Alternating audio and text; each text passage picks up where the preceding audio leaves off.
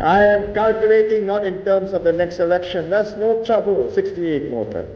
I am calculating in terms of the next generation, in terms of the next 100 years. I can tell you that when I met the SIA pilots, I didn't meet them on TV, I met them face to face. 1965 সালের 9 August জন্ম নেয় এক ছোট্ট দেশ Singapore. পানির উৎস নেই, প্রাকৃতিক সম্পদ নেই, এমনকি খাবারও আমদানি করতে হয় বাইরে থেকে। অথচ মাত্র 59 বছরের মধ্যে তারা হয়ে উঠেছে বিশ্বের অন্যতম ধনী দেশ। এখন প্রশ্ন হলো কিভাবে? সিঙ্গাপুরের আজকের এই অবস্থানে আসার পেছনে মূলত 3টি প্রধান কারণ রয়েছে। নাম্বার 1, সুদূরপ্রসারী এবং প্র্যাগম্যাটিক নেতৃত্ব। সিঙ্গাপুরের প্রথম প্রধানমন্ত্রী লি কুয়ান ইউ ছিলেন একজন ভিশনারি নেতা।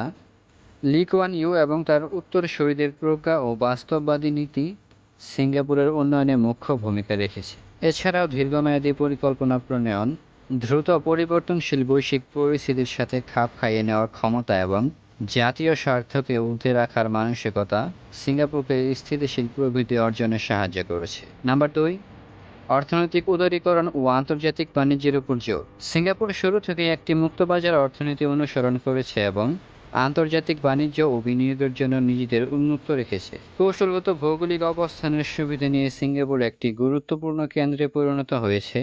বন্দর উন্নয়ন, শক্তিশালী যোগাযোগ ব্যবস্থা এবং বিনিয়োগ বান্ধব পরিবেশ তৈরির মাধ্যমে দেশটি বহুজাতিক কোম্পানিগুলোকে আকৃষ্ট করতে পেরেছে। নাম্বার 3, মানব সম্পদ উন্নয়ন এবং শিক্ষার উপর গুরুত্ব। সিঙ্গাপুর সরকার শুরু থেকে শিক্ষা ও প্রশিক্ষণের উপর ব্যাপক বিনিয়োগ করেছে। একটি দক্ষ ও শিক্ষিত কর্মী বাহিনী অর্থনৈতিক উন্নয়নের মূল ভিত্তি। সিঙ্গাপুরে মেধাভিত্তিক সমাজ গঠনে গুরুত্ব দেওয়া হয়েছে, যেখানে যোগ্যতা ও দক্ষতার ভিত্তিতে সুযোগ তৈরি হয়। বিজ্ঞান, প্রযুক্তি ও উদ্ভাবনের উপর জোর দেওয়া হয়েছে, যা জ্ঞানভিত্তিক অর্থনীতি গড়ে তুলতে সহায়ক। এই 3টি প্রধান কারণ ছাড়াও সিঙ্গাপুরের ক্ষুদ্র আয়তন, যা দ্রুত নীতি বাস্তবায়নে সহায়ক, এবং একটি সুশৃঙ্খল সমাজ দেশটির অগ্রগতিতে অবদান রেখেছে। এছাড়াও ট্রান্সপারেন্সি ইন্টারন্যাশনাল অনুযায়ী সিঙ্গাপুর দীর্ঘদিন ধরে বিশ্বের অন্যতম কম দুর্নীতিগ্রস্ত দেশ। সিঙ্গাপুর আমাদের দেখিয়েছে প্রাকৃতিক সম্পদ নয়, মানব সম্পদই আসল শক্তি।